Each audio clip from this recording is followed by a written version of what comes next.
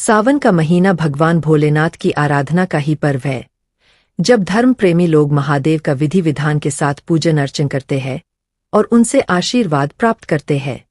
इस दिन शिव मंदिरों में बड़ी संख्या में भक्तों की भीड़ उमड़ती है, जो शिव के दर्शन पूजन कर को सौभाग्यशाली मानती है। दोस्तों, सावन पर चुकना मत भूलना मत। इस महीने यह काम तो सबको ही करना है। भोले बाबा आपके इस वीडियो को जो भी सच्चे दिल से लाइक और चैनल को सब्सक्राइब करें, उसके जीवन में कभी भी दुख दर्द मत आने देना। उसकी पीड़ा, दुख दर्द, गरीबी, निर्धनता को दूर कर देना। दोस्तों, सावन सोमवार पर गलती से भी ऐसे व्रत कभी मत रखना। और दोस्तों, सावन सोमवार पर ये 4 गलती भूल कर भी मत करना, नहीं तो पूरी जिंदगी बर्बाद रहोगे। भगवान भोलेनाथ हमेशा हमेशा के लिए रूठ सकते हैं। इन बातों को नजरअंदाज बिल्कुल भी ना करें। दोस्तों, सावन सोमवार किसी भी शुभ मुहूर्त में पड़े, लेकिन आप ये गलती कभी मत करना। सावन सोमवार के दिन खास तौर से व्रत रखते समय इस बात का ध्यान आपको होना चाहिए। सावन सोमवार के दिन ये 4 गलती मत करना, आपको भारी पड़ सकता है। इस दिन भगवान भोलेनाथ और माता पार्वती जी की पूजा शुभ काल के दौरान ही करना चाहिए। दोस्तों, ऐसे में हम यह जानते हैं कि सावन सोमवार पर क्या गलतियां नहीं करना चाहिए, जिससे भगवान भोलेनाथ क्रोधित न हो। चलिए जानते हैं। दोस्तों, सावन सोमवार के दिन क्या करें। सावन सोमवार के दिन व्रत करें और सुबह जल्दी उठे, स्नान करें और साफ सुथरे कपड़े पहने। शुभ काल में मंदिर जाकर भगवान भोलेनाथ जी को जल और दूध चढ़ाएं। इस दिन भगवान भोलेनाथ जी का ध्यान करें। ओम नमः शिवाय का जाप आप अवश्य करें। इस दिन आपको भोजन ग्रहण नहीं करना है, इसीलिए अगर आपने व्रत किया है तो सिर्फ फल खाकर ही व्रत पूरा करें और दूसरे दिन व्रत छोड़े। अगर आपसे नहीं हो पा रहा तो आप एक समय में भोजन कर सकते हैं। दोस्तों, वीडियो आगे शुरू करें इससे पहले वीडियो को लाइक अवश्य कर दे और कमेंट बॉक्स में जय भोलेनाथ दे अवश्य लिख दे, जिससे कि भगवान भोलेनाथ जी का आशीर्वाद आपको सीधे प्राप्त हो सके। दोस्तों, सच्चे दिल से इस नियम को मानने वाला व्यक्ति भगवान भोलेनाथ जी को बहुत ही प्रिय होता है। दोस्तों, अब बात करते हैं सावन सोमवार के अवसर पर आपको क्या गलती नहीं करना चाहिए, जिससे भगवान भोलेनाथ क्रोधित न हो। दोष 231। तो चाहे कुछ भी हो जाए, सावन सोमवार के दिन मांस मदिरा का सेवन गलती से भी मत करना, नहीं तो आपके साथ कुछ भी हो सकता है। और सावन सोमवार के दिन देर तक कभी ना सोए दोस्तों, इससे आपका भाग्य बिगड़ सकता है। भगवान भोलेनाथ रूठ सकते हैं। सावन सोमवार के दिन दाल, चावल या गेहूं से बने पकवान नहीं खाना चाहिए। इस दिन आप सिर्फ फल, दूध, चाय और कॉफी ले सकते हैं। अगर आप भगवान भोलेनाथ जी को प्रसन्न करना चाहते हैं तो इस दिन काले कपड़े भूल कर भी मत पहनना। इस दिन जितना ज्यादा हो सके भगवा रंग या लाल रंग का ही कपड़ा पहने, बहुत ही शुभ और मंगलकारी माना जाएगा। इस दिन गलती से भी पत्नी शारीरिक संबंध भूल कर भी न बनाए, अन्यथा भगवान भोलेनाथ के क्रोध का सामना आपको करना पड़ेगा। इस दिन जितना ज्यादा हो सके दान पूर्ण करे। अगर भगवान भोलेनाथ को अगर खुश करना है तो यह बात गांठ बांध ले। दोस्तों, ये पाप कभी मत करना। सावन सोमवार के पावन अवसर पर शिवलिंग पर भूल कर भी ये चीजें मत चढ़ाना, नहीं तो जिंदगी भर आपको किसी बड़ी परेशानी का आपको सामना करना पड़ सकता है। और दोस्तों, आपका व्रत टूट भी सकता है, क्योंकि इससे भगवान भोलेनाथ अत्यंत क्रोधित हो सकते हैं। जान लीजिए, नहीं तो आपके व्रत रखने का कोई भी फायदा नहीं है। तो चलिए जानते हैं। दोस्तों, नंबर 1, तुलसी। पौराणिक कथाओं के मुताबिक तुलसी को माता लक्ष्मी जी का स्वरूप माना जाता है। माता लक्ष्मी जी भगवान विष्णु जी की अर्धा रंगिनी है। भगवान विष्णु शालिग्राम की पूजा में ही तुलसी का प्रयोग किया जाता है। ऐसे में शिवलिंग पर तुलसी का प्रयोग वर्जित है। यह आपको पाप का भागीदार बना सकता है, इसलिए भूल कर भी ऐसा अनर्थ कभी मत करना। दोस्तों, सिंदूर एक प्रकार से श्रृंगार की वस्तु है जो सभी देवियों को चढ़ाया जाता है, परंतु भगवान भोलेनाथ बैरागी है और वह महाकाल है, इसीलिए उन्हें सिंदूर नहीं चढ़ाया जाता है। ऐसा पाप आप कभी मत करना। और सावन सोमवार के पावन अवसर पर जितना ज्यादा हो सके आपको भगवा रंग पहनना चाहिए। भगवान भोलेनाथ अति प्रसन्न होते हैं। इस दिन काले कपड़े पहनने से बचना चाहिए और भगवान भोलेनाथ के मंदिर में काले वस्त्र पहनकर कभी प्रवेश न करें। दोस्तों, हल्दी सभी देवी देवताओं की पूजा में हल्दी का उपयोग किया जाता है, लेकिन कुछ का मानना है कि काल के देवता भगवान भोलेनाथ जी को अर्पित नहीं करना चाहिए, क्योंकि हल्दी सौभाग्य का प्रतीक है। और खेतकी के फूल, पौराणिक कथाओं के मुताबिक खेतकी के फूल भी शिवलिंग पर नहीं चढ़ाना चाहिए, क्योंकि एक बार खेतकी के फूल भगवान ब्रह्मा के झूठ में साथ दिया था। यह बात जानकर भगवान भोलेनाथ ने क्रोध में आकर केतकी के फूल को श्राप दे दिया। इसीलिए यह गलती भूल कर भी आप ना करें। दोस्तों, नंबर 4, नारियल पानी। एक पौराणिक मान्यताओं के अनुसार ऐसा कहा जाता है कि शिवलिंग पर नारियल पानी नहीं चढ़ाना चाहिए, क्योंकि यह शुभ नहीं माना जाता है। इसीलिए इस बात का विशेष कर आप ध्यान रखें। नंबर 7, शंख। दोस्तों, भगवान भोलेनाथ ने शंखचूड नाम के असुर का वध किया था। शंख को उसी असुर का प्रतीक माना जाता है जो भगवान विष्णु का भक्त था। इसीलिए विष्णु भगवान की पूजा शंख से होती है, शिव की नहीं। प्रिय भक्तों, इस बात का विशेष का ध्यान रखें। नंबर 8, 3। यह भगवान विष्णु के महल से उत्पन्न हुआ था, इसीलिए इसे भगवान भोलेनाथ को नहीं अर्पित किया जाना चाहिए। दोस्तों, नंबर 9, टूटे हुए चावल। भगवान भोलेनाथ को अक्षत यानी साबुत चावल अर्पित किए जाने के बारे में शास्त्रों में लिखा है।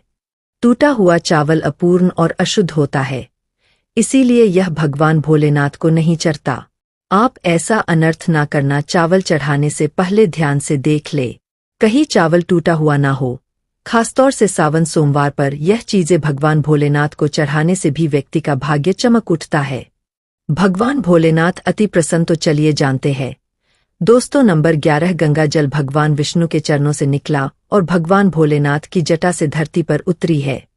इसीलिए सभी नदियों में गंगा परम पवित्र। गंगा जल से भगवान भोलेनाथ का अभिषेक करने से मानसिक शांति और सुख की प्राप्ति होती है। दोस्तों, नंबर 13, 3 पत्तों वाला बेलपत्र। 3 पत्तों वाला बेलपत्र जो कटा फटा नहीं हो, ऐसा भगवान भोलेनाथ को चढ़ाए। 3 पत्तों वाला बेलपत्र त्रिदेव ब्रह्मा, विष्णु, महेश का प्रतीक माना जाता है। सावन सोमवार के अवसर पर बेलपत्र अर्पित करने से शिवलोक की प्राप्ति होती है, ऐसा पुराणों में बताया गया है। दोस्तों, नंबर 14, धतूरे का फूल। धतूरे के फल के समान धतूरे का फूल भी भगवान भोलेनाथ को प्रिय है। इसका कारण यह है कि यह सफेद होता है और औषधि कारणों से गुणकारी होता है। मानसिक शांति के लिए धतूरे के पुष्प को शिवलिंग पर अर्पित करें। दोस्तों, नंबर 15, चांदी के नाग नागिन के जोड़े के ग्रहों के अशुभ प्रभाव के कारण घर में सुख, शांति की कमी और आर्थिक परेशानियों को दूर करने के लिए सावन सोमवार के अवसर पर भगवान भोलेनाथ को नाग नागिन के जोड़े समर्पित करें। इससे काल सर्प और नाग 2 समाप्त होता है। दोस्तों, नंबर 16, धतूरा। भांग की तरह धतूरा भी एक जड़ी बूटी है। भगवान भोलेनाथ के सिर पर क्रोध और विश्व के प्रभाव को दूर करने के लिए धतूरे का प्रयोग भी किया गया था। इसीलिए भगवान भोलेनाथ को धतूरा भी प्रिय है। सावन सोमवार के अवसर पर शिवलिंग पर धतूरा अर्पित करें। इससे शत्रुओं का भय दूर होता है, साथ ही धन संबंधी मामलों में उन्नति होती है।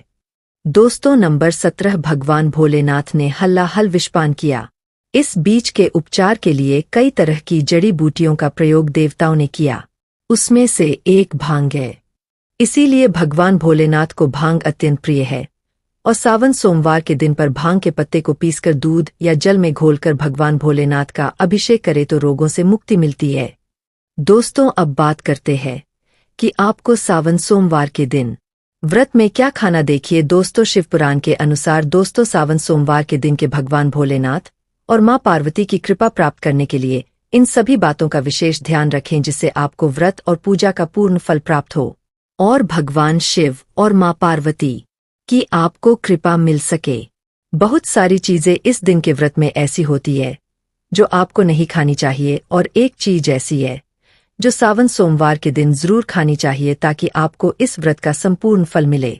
सावन सोमवार के दिन बहुत सारे लोग व्रत रखते हैं। 1, उपवास रखें। बहुत सारे लोग सात्विक भोजन करते हैं। सावन सोमवार के दिन का व्रत अगर आप रखते हैं तो ध्यान रखें शरीर में पानी की कमी ना हो, इसके लिए अनार या संतरे के जूस का सेवन कर सकते हैं।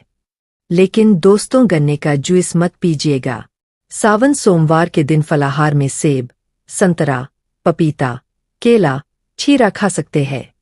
इस दिन नमक नहीं खाना चाहिए। आलू का प्रयोग कर सकते हैं, पर काला नमक यानी ब्लैक साल्ट को मत कहिएगा। भूल कर भी चावल रोटी यानी अनाज का प्रयोग मत कीजिएगा। आप गेहूं तो एक बार खा भी सकते हैं, पर चावल मत खाइएगा, इस बात का ध्यान रखें। दही भी खा सकते हैं, कोई दिक्कत नहीं है। मूंगफली या मखाने को घी में फ्राई करके भी खा सकते हैं। मीठी चीजों का सेवन आप जरूर करें। गाजर, लौकी की खीर, साबूदाने की खिचड़ी आप खा सकती है। इस दिन कुत्तू के आटे का खाना भी आप बना सकते हैं। आप उसको भी खा सकते हैं, लेकिन अनाज और साधारण नमक का इस दिन व्रत में प्रयोग ना करें। सेंधा नमक का प्रयोग कर सकते हैं। लहसुन, प्याज, मदिरा, मांस भूल कर भी मत खाए, वरना आपके व्रत का फल आपको कुछ भी नहीं मिलेगा। इन चीजों का आपको ध्यान रखना है, नहीं तो आप पाप के भागीदार हो सकते हैं। सावन सोमवार पर व्रतधारी को खाने पीने की चीजें दूसरों को मिल बांट कर खानी चाहिए, शेयर करनी चाहिए। सावन सोमवार के दिन आप दूध का सेवन कर सकते हैं, लेकिन केवल दूध नहीं, उसमें 2-4 चीनी के दाने डालकर ही सेवन कीजिएगा। केवल दूध कभी भी नहीं पीना चाहिए। दोस्तों, भगवान शिव को औघड़ देश और भोलेनाथ भी कहा जाता है, लेकिन शिव जीतने भोले और आसानी से प्रसन्न होने वाले हैं। उनका गुस्सा भी उतना ही प्रलयंकारी है। कहते हैं कि जिस दिन शिव ने अपनी तीसरी आंख खोल दी, उसी दिन दुनिया का अंत निश्चित है। दोस्तों, पौराणिक मान्यता के अनुसार जो व्यक्ति वर्ष भर कोई व्रत उपवास नहीं रखता है और वह सावन सोमवार के दिन का व्रत रखता है, तो उसे पूरे वर्ष के व्रतों का पुण्य प्राप्त हो जाता है। सावन पर 4 प्रहर की पूजा अत्यंत फलदायी होती है। सावन पर 4 प्रहर की पूजा से सभी प्रकार की कामनाएं पूर्ण होती है। अगर दोस्तों किसी को संतान प्राप्ति की मनोकामना हो तो आप यह उपाय अवश्य करें। 101% आपको संतान की प्राप्ति होगी। सावन सोमवार के दिन से 11 शिवलिंग बनाएं व 11 बार इनका जलाभिषेक करें। इस उपाय से संतान प्राप्ति के योग बनते हैं। अगर दोस्तों आपकी कोई मनोकामना हो तो सावन सोमवार के दिन पर 21 बिल्व पत्रों पर चंदन से ओम नमः शिवाय लिखकर शिवलिंग पर चढ़ाएं। इससे इच्छाएं पूरी हो सकती है। अगर विवाह में अड़चन आ रही है तो सावन सोमवार के दिन शिवलिंग पर केसर मिलाकर दूध चढ़ाएं। जल्दी ही विवाह हो सकता है। और सावन सोमवार के दिन एक कार्य आपको जरूर करना चाहिए। आपको सावन के समय धर्मशास्त्रों में कहा गया है। बहुत सारे लोग भी बताते हैं, हमारे गुरुजी भी कहा करते थे, सावन के दिन अगर बेल के वृक्ष की जड़ में मिश्रित युक्त मिश्री, जो मिश्री आती है खरी खरी, आप सभी दर्शकों को जरूर पता होगा, शक्कर टाइप की होती है, तो आपको मिश्री डला हुआ दूध अगर आप इनकी जड़ में डालते हैं तो ऐसा कहा गया है कि ऐसा व्यक्ति कभी निधन नहीं होता। ऐसे व्यक्ति के जीवन से किसी भी प्रकार से अगर लक्ष्मी रुष्ट हो चुकी हो, ऐसे व्यक्ति पर मां लक्ष्मी प्रसन्न होती है। ऐसे व्यक्ति के जीवन में धन का अभाव नहीं होता। ऐसे व्यक्ति फिर निरोग रहते हैं, निरोगी काया प्राप्त होती है। आप चाहते हैं तो यही क्रिया नियम के वृक्ष पर भी कर सकते हैं। नियम के वृक्ष पर माता लक्ष्मी निवास करती है, समस्त दैवीय शक्ति निवास करती है। नियम के वृक्ष में अगर आप जो है सावन के शुभ मंगल दिनों में आपको 1 गिलास या सामर्थ्य के अनुसार तांबे के लोटे में आपको दूध डाल करके इनके अंदर जो है अभिषेक करना चाहिए कि जड़ में डालना चाहिए। आपको मीठा दूध ही डालना है। मिश्री मिला हुआ दूध आपको चढ़ाना है, इनकी जड़ में डालना है और गरीबी मिटाने की प्रार्थना करनी है। या फिर जिन लोगों पर कर्ज का भार है वो लोग बोल सकते हैं कि हमारे कर्ज का भार दूर हो, या फिर जीवन में जो किसी भी प्रकार की जो परेशानी है वो परेशानी भी बोल दे। 1424 तत्काल यह वृक्ष समाप्त करते हैं और आपको इसे छू करके आ जाना है।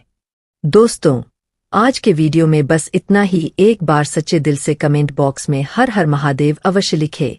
धन्यवाद।